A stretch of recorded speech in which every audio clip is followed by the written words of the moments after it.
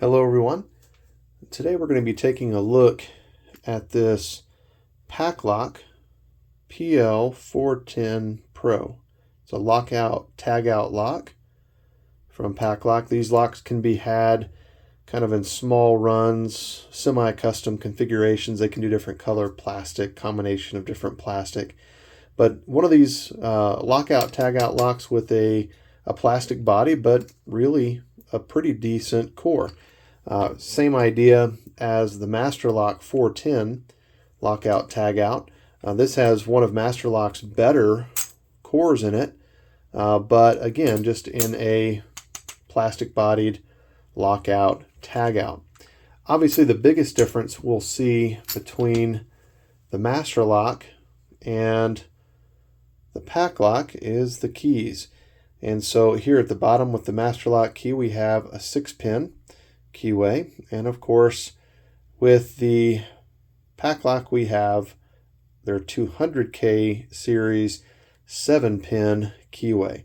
They refer to it as a 200K series because they say there's over 200,000 combinations that they can put in to this 7-pin core without having to go to an 8-pin core.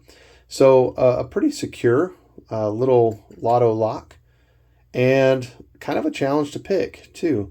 When we look at the bitting on this particular key, we've got a couple of very low pins and several very high, one extremely high pin there at the end.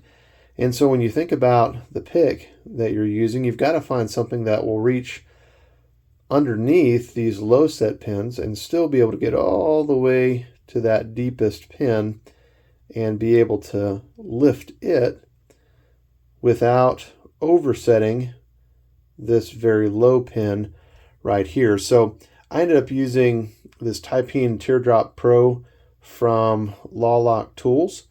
It kind of has a teardrop shape right there on the end of the hook.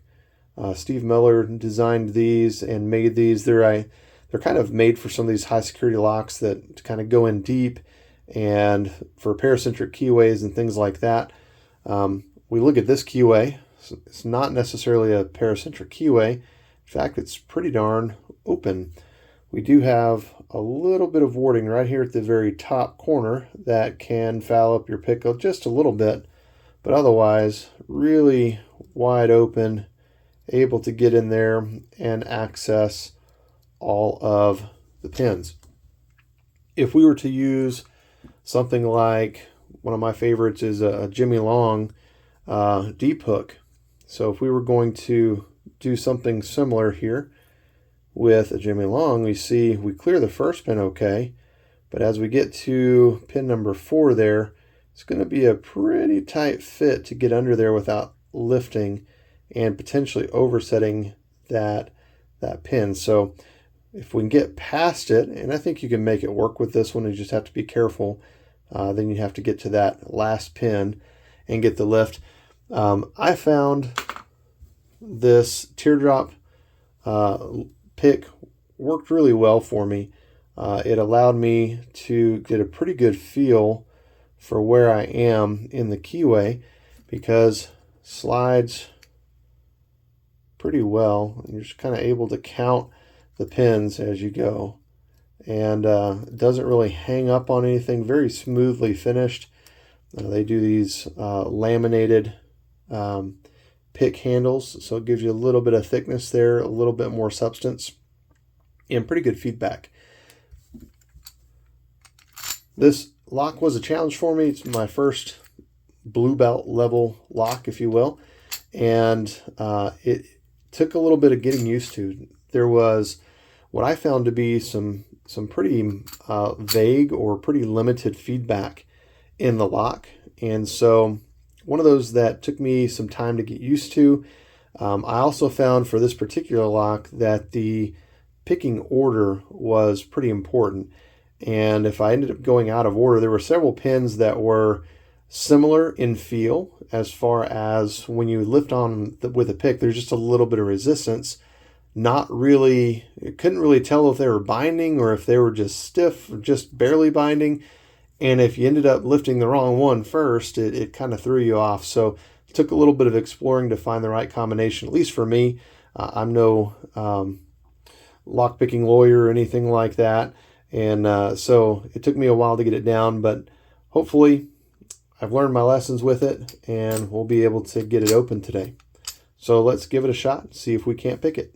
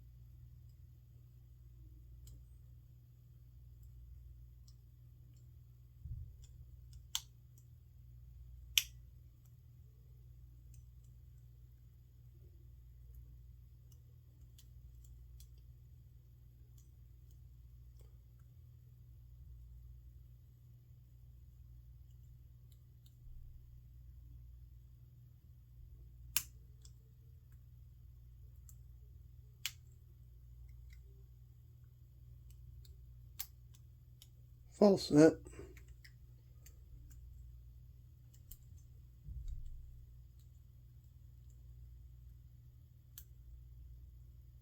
Counter rotation on 2. 3 dropped.